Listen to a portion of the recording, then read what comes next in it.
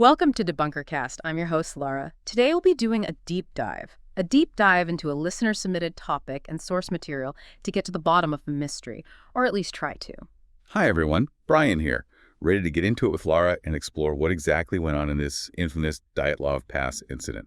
I'm really fascinated by the listener's choice of document, by the way. A compelling unknown force, a.k.a. 6 hours to live. Really sets the mood, right? Yeah, it really does. And honestly, it's appropriate because this story is one that just grabs you and doesn't let go. And it has been for, what, over 60 years? At least, yeah. 9 experienced hikers head into the Ural Mountains. 1959, no cell phones, no GPS, just wilderness. And then, well, they're found dead.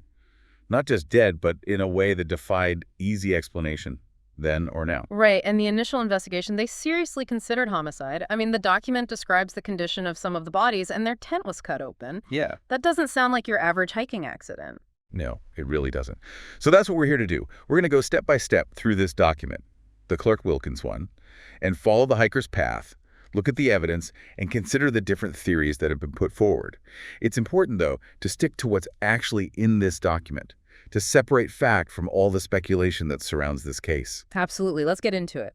The document starts with the expedition's beginning. 10 people setting off on January 23rd, 1959. Can you give us a quick rundown of who these hikers were? All right, we've got Igor Dyatlov, he was 23, a strong leader, organized, but maybe a bit demanding. Then there's Zinaida Kolmogorova, or Zina, 22, a radio engineering student. Pretty popular from what the document says. Okay, so kind of a diverse group already. Yeah, definitely. Next up is Ludmila Dubinina, Luda for short, only 20, studying engineering and economics. Actually had some family ties to the area they were hiking in.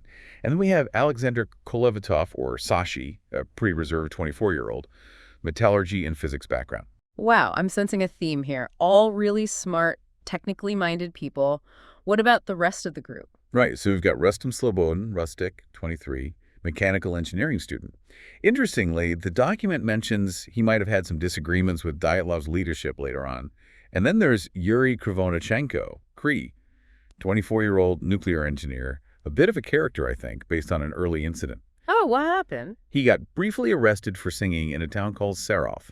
Just a little detail, but it gives you a sense of their personalities and maybe the atmosphere at the time. For sure. Who else is in this crew? Well, there's Yuri Doroshenko, about to turn 21, an economics student, and Zina's ex. Then there's Nikolai Thibault Brignol, Nick, they called him.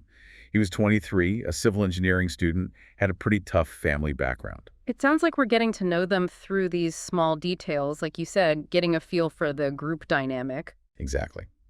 Then there was Semyon Zolotarev, Alex, the oldest at 37, a ski instructor with military experience, and he spoke multiple languages. Quite a guy. And finally, the one who didn't meet the same fate as the others, Yuri Yudin. He was studying either economics or geology. I think it's a bit unclear in the document, but he's the sole survivor. He got sick pretty early on and turned back. So we've got 9 hikers heading towards Mount Otorten. They plan to go through the Lovza and Ospia rivers and even drew their own map. They sound really prepared. They did try to be, but, back then they were considered level 2 hikers, and the route they chose was more like what you'd expect more experienced level 3 hikers to attempt. Yeah. But Dyatlov, the leader, seemed to have a knack for pushing the boundaries and encouraging everyone to go for it. Okay, so they're on their way, skiing through the Ural Mountains. What happens next? Well, the weather started playing tricks on her. Melting snow one moment, then freezing temperatures the next. Skiing got way harder than they expected, so they had to change their plans. They decided to go straight for Hill 805 and then Mount Otorten, basically cutting out a part of the route that went more westward. Got it. So now let's talk about the days leading up to the tragedy. It was the end of January, beginning of February, right? And the document mentions a partially burned coat found in the tent. What do you make of that? That burned coat, it probably belonged to Slobodin, and it tells us a lot. They were using their stove inside the tent, maybe even left it unattended for a bit while they were getting ready for bed, or trying to at least. The fact that nobody woke up immediately to a burning coat, well, it suggests they were exhausted, and that stove could have been going for a while. I see. And then they make another route change, this time a big one. Igor decides to go between hills 1096 and 805. Why that specific choice? From the document, it seems those 2 hills were like his key navigation points. Hill 1096 was too steep to climb directly, and Hill 805 wasn't exactly on their path. Plus, he wanted to avoid Hill 611 to save time.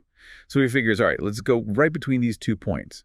He believed that lead them downhill, indicating they were at the edge of Hill 1096, even if they couldn't see well. And he made sure the stove was packed with wood, anticipating a potentially exposed campsite. Okay, so he was definitely thinking strategically. Absolutely. And Zolotarev, the guy with multiple languages, he was entrusted with the compass, which was crucial for this plan to work. They needed that precise bearing. He was also the one writing in the group journal that day. Interestingly, he doesn't mention anything specific about the compass course in his entry. It kind of mirrors how Igor didn't go into detail about route changes in the diary the night before. So the document is suggesting some potential inconsistencies, or at least omissions, in their records. Yeah, it's worth noting. Then things get worse weather-wise. Overcast sky, snow starting to fall. Relying on that compass must have been even more important then, wouldn't you say? Absolutely. And they were climbing Hill 1096, a steep one, having to sidestep. It sounds exhausting. And then they decide to stop for the night on the west side of the pass, exposed, no shelter, no firewood readily available. What were they thinking? It is a puzzling choice. They had other options. Hill 611, for example. That campsite was not ideal, that's for sure, and it wasn't part of their planned route at all. A real head-scratcher. Yeah, for sure. Almost a month later, on February 26th, the search party finds their tent. What was the scene like? It was a sight. The tent was partially collapsed, and get this, cut open from the inside. Their skis, poles, all neatly inside, like they left in a hurry. Anton Sergei, a really experienced tracker, noticed a flashlight on top of the tent still on. Also saw signs of someone having peed outside recently. So someone had to have been outside the tent recently before it was found? Exactly. And, get this, the footprints in the snow, leading away from the tent, they were deeper, meaning they were made when the snow was, fresher. Deeper snow earlier. Makes sense. So what did Anton the tracker make of all this? He figured they left quickly, all together, but not in a panic, The gear was organized, their initial direction, northwest towards Mount O'Corn. Odd, considering where the bodies were later found. Okay, so now we get to the grim part, the discovery of the bodies. It starts on February 27th with Cree and Doroshenko. They were near a cedar tree. Right by Hill 611, both showing classic signs of hypothermia. But not just that. They had injuries from climbing that tree, burns on their clothes, cuts on their hands, even some head trauma. And the big thing, no shoes, no proper winter clothes. So in the middle of winter, no shoes. That's not good. What did Anton think happened? He thought they went to Hill 611 looking for firewood, got desperate, tried to start a fire under the cedar, climbed it for more branches. Sadly, the cold and their injuries got to them. Makes sense. And then they find Igor and Zenaida. Yeah, further back towards the tent. Also died from hypothermia. Zeno was wearing some of Cree's clothes. Imagine that, sharing warmth of those conditions. It breaks your heart. It really does. What about Slobodin? Where was he found? Between the cedar and the tent. Hypothermia got him too, but there were signs of a possible struggle. Bruises, bloody nose, and he only had one boot on. Anton figured maybe he wanted to go back to the tent, but the others didn't. Wow, this is getting more and more confusing. It gets worse, unfortunately. They eventually find the last four. Kolevatov, Dubinina, Thibaut Brignon, and Zolotarev. Further down the slope, in a snow den, a stream bed. This time the injuries were more severe. Fractured skulls, broken ribs. Dubinina was missing her tongue and eyes. Oh my gosh, that's horrifying. It is. The Russian investigation looked at all sorts of things. Avalanche, no evidence of a big one. A small one wouldn't explain the cut tent or the lack of panic. Attack, no evidence of that either. Maybe they fought amongst themselves. Unlikely. Inexperience. Sure, maybe it played a part, but it doesn't explain everything. I've heard some pretty wild theories about this case. UFOs, the Yeti, some secret government stuff. Does the document address any of that? It does, but it's careful to stick to the facts. You know, that weird skin discoloration some people talked about? Probably frostbite and windburn. There were traces of potassium-40, but it was natural levels. And that famous Yeti photo. Most likely just another hiker, unfortunately. Okay, so we've got this document laying out the timeline, the findings, and ruling out some of the wilder theories. But it also offers its own explanation, right? Smoke inhalation. Exactly. Now this is where things get interesting. The tent was cut open from the inside, remember? Not to escape something, but to ventilate. There were no footprints around the tent suggesting an attack, and the document even mentions the tent had to be cleaned because of soot. Soot, that does point to smoke. It does. And some of the victims had nosebleeds, maybe some confusion, all consistent with smoke inhalation. So let me see if I'm following this. They were in the tent, the wind picks up, blows into the tent flap, maybe the stovepipe wasn't on properly, and suddenly the tent fills with smoke. That's the idea. It would have been terrifying. Imagine you're in a tiny tent, can't see, can't breathe.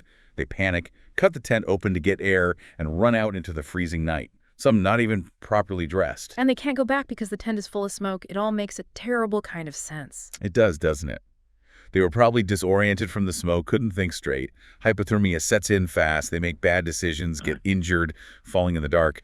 That could explain why their clothes and gear were all over the place. They just grabbed what they could. So after going through all this, what's the main takeaway from this document about the Dyatlov Pass incident? I think this document makes a pretty strong case that while we might not ever know every single detail, the most likely cause of this whole tragedy was something that happened inside the tent, most likely smoke inhalation from their stove.